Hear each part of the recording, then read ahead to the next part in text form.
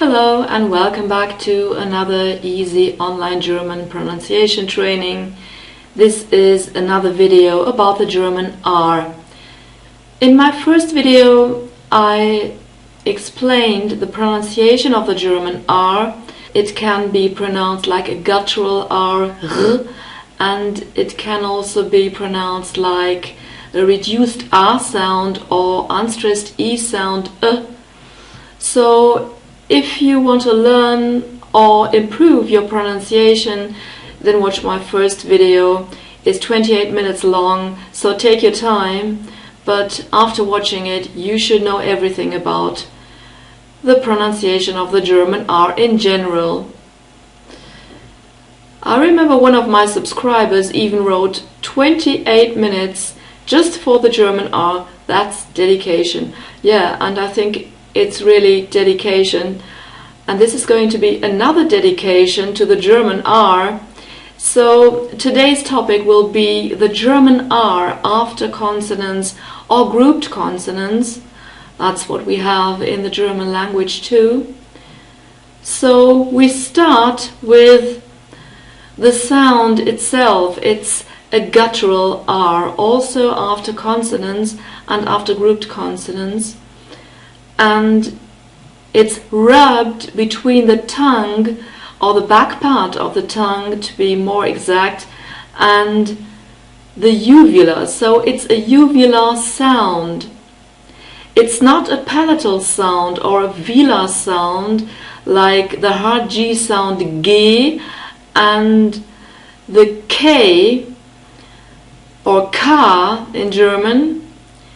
It's completely different.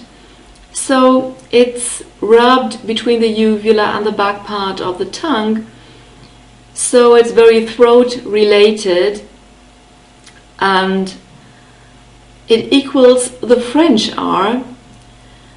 However, the German R is a bit softer. So for those of you who speak French, then you know what I mean. And I will demonstrate once again what it should sound like. It's so just remember, or just imagine that your throat hurts and you want to gargle. You have liquid in your throat and you produce a sound like this, but it's not a rolled R. You have to make this channel, which the air still can flow through, a little bit more narrow, so that it's rubbed and not rolled. And this makes the R guttural. So it's not okay, this is the place where the R is, but you have to make this channel a little more narrow. So it's not it's okay, I hope this made it a bit clearer where the sound is produced. Very throat related, as I already said, and we're going to start with the German R after consonants. And the first examples will be consonants which are bilabial, so these consonants are formed with both lips. For example, we have R after the German B, and B is also a bilabial sound like the P. The only difference is the B is voiced and the P is voiceless. So you need your vocal cords to produce the voiced sound B, while you don't need your vocal cords to produce the consonant P. Okay, the first example is a word with B and R,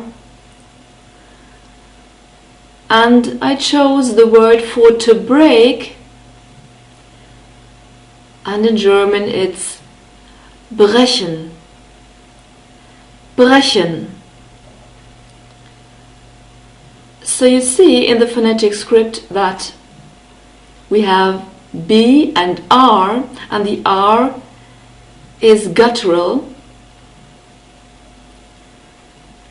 We have the sign for the ä sound, brechen, and we also have the sign for the soft ch sound, sh, and this is a little c with a little tick at the bottom. If you are still insecure concerning the sound, you can watch my video about the soft ch. We have an unstressed E sound after the soft ch, and the sign for this sound looks like an E turned upside down. So it's an sound.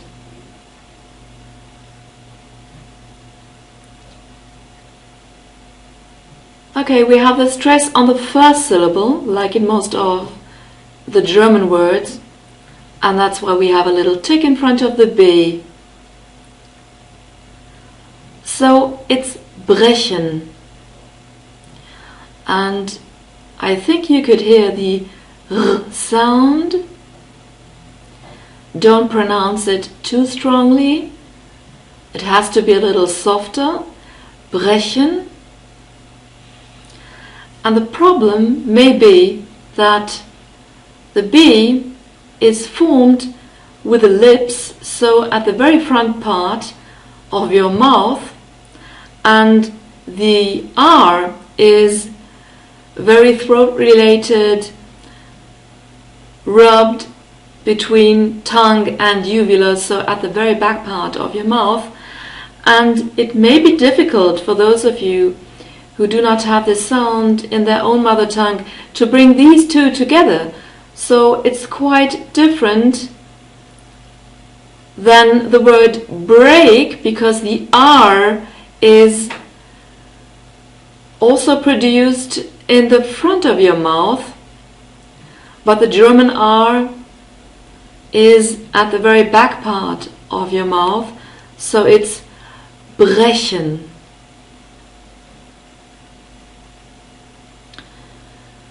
You may have the same problem with the next consonant, and this is P, the voiceless bilabial consonant, like in Preis or prais. So in German this is the same word. For these two, you can either use it for the English word price and also for the word prize in the meaning of an award. And the German word is quite similar. We say Preis, Preis. So we have P and R, and you just have to bring them together. And we also have the I diphthong. In this word we write E and I, but we pronounce it I. So in the phonetic script we write A and E, or A and I, and this is the diphthong I.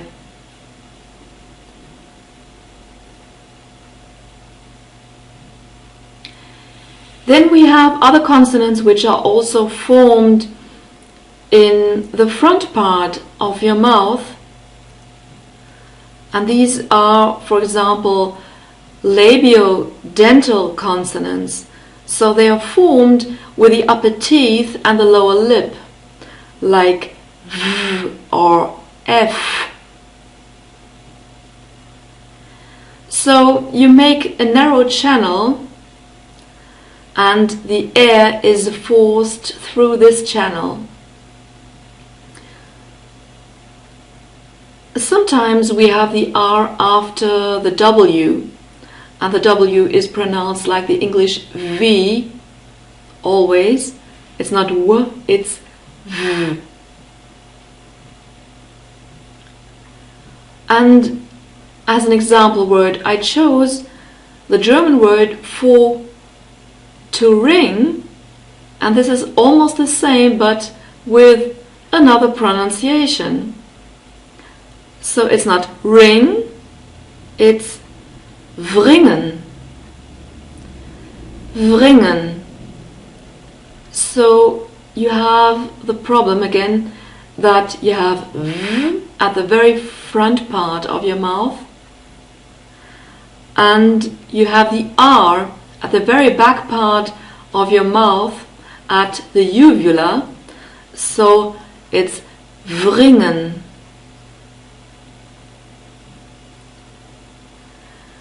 We don't have R after the German W very often,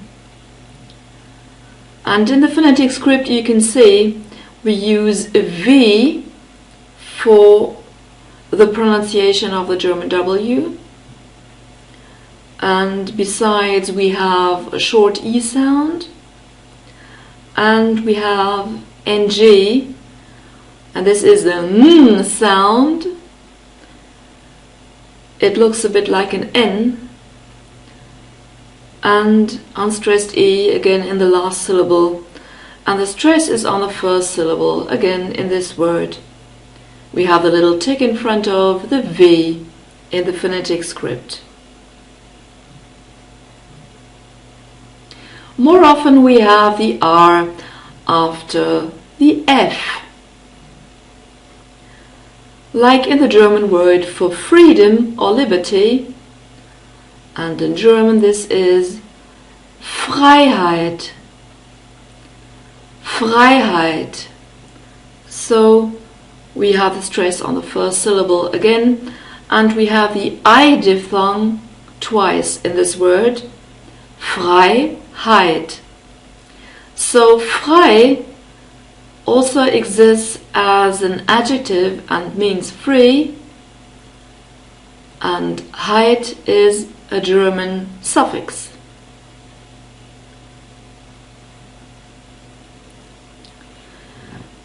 We also have the alveolar consonants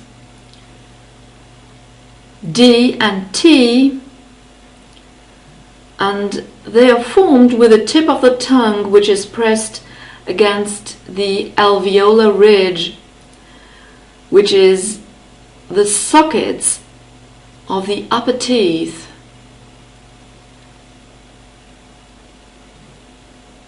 Okay, as a first example word, I chose the number 3, and in German it is drei. Drei. So again, the D in the front of your mouth and the R at the uvula. So this may be unusual for some of you, especially for the English speakers, I think, and also for the Spanish speakers. So it's drei. And after T we can also have the German R as a guttural R, so rubbed between the uvula and the back part of the tongue. And as an example word I have the German word for dry, for the adjective dry, not the verb, and this is trocken. Trocken. So we have the T produced with the tip of the tongue in the front part and the R at the uvula, so trocken. The stress is on the first syllable again. As you can see, we have the little tick in front of the T, and we have an open O sound, or, like in morning too, but this is a short R sound, so it's trocken.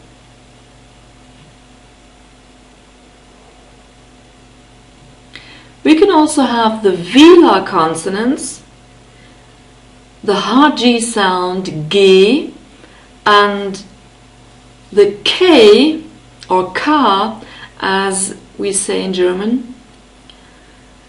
And this may be a bit easier to bring G and R or K and R together, because they are not so far away from each other. So G or G, this is important, it's the hard G sound, and K are produced with the back part of the tongue, which is pressed against the soft palate. So the soft palate comes after the hard palate, and the hard palate is more in the front. And the R is not too far away, it's at the uvula, like in the German word for the color grey, and in German it's quite similar, we just have another diphthong, it's grau, grau. So we have the au diphthong, which is spoken au,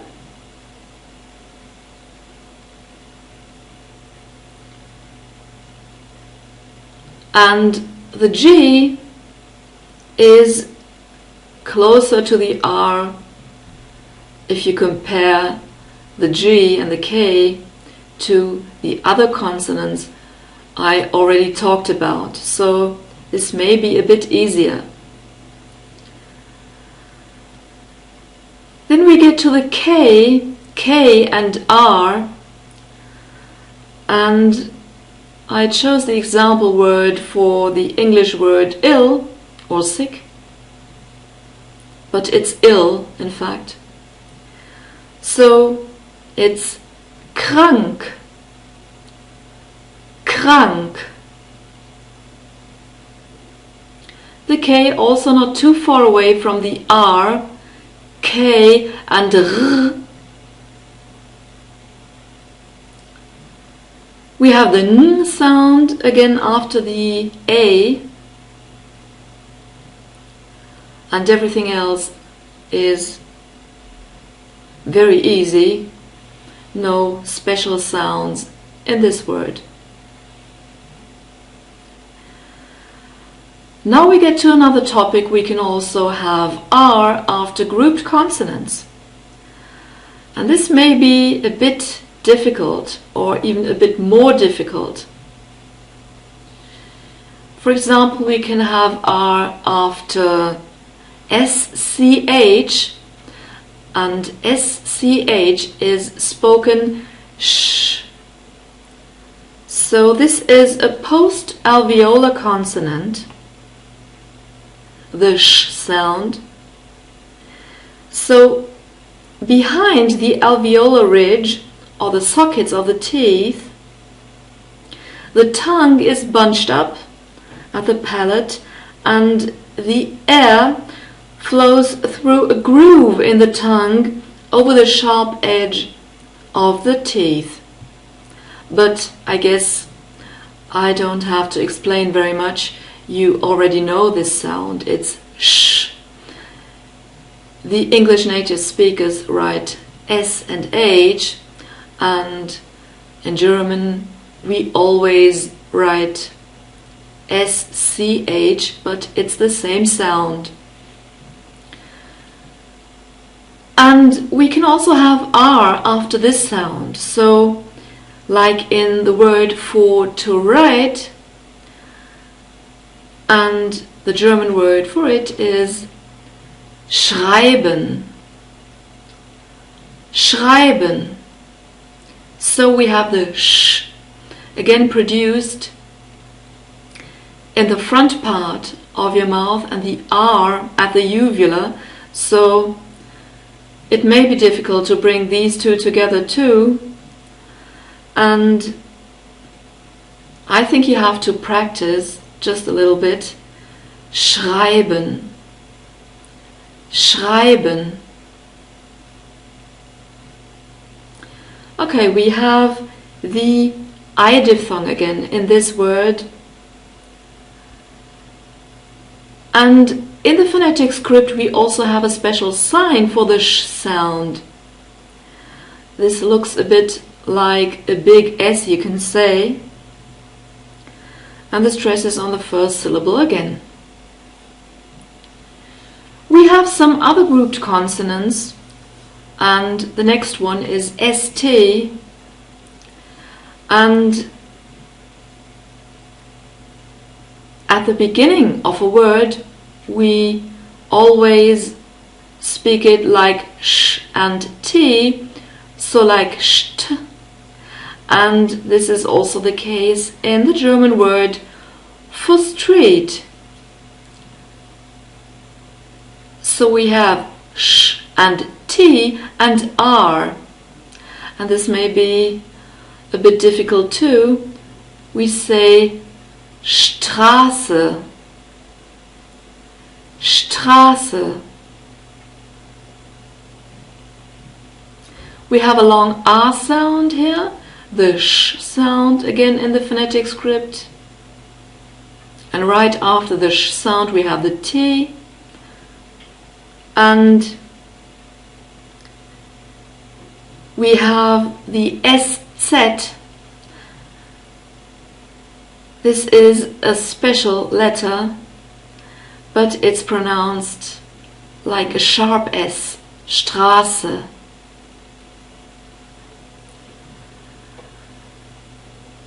After long vowels or diphthongs, because diphthongs are long vowels, we have SZ.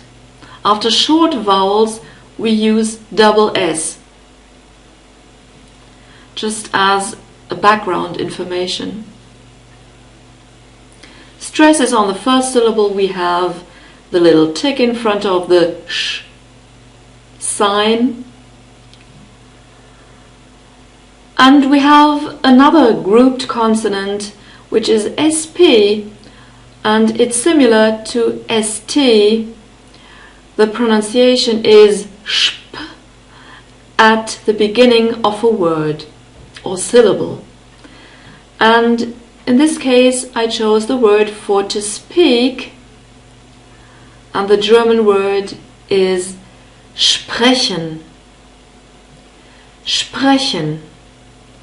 So in the phonetic script we have the sh sound, or the sign for the sh sound, and the P and the R.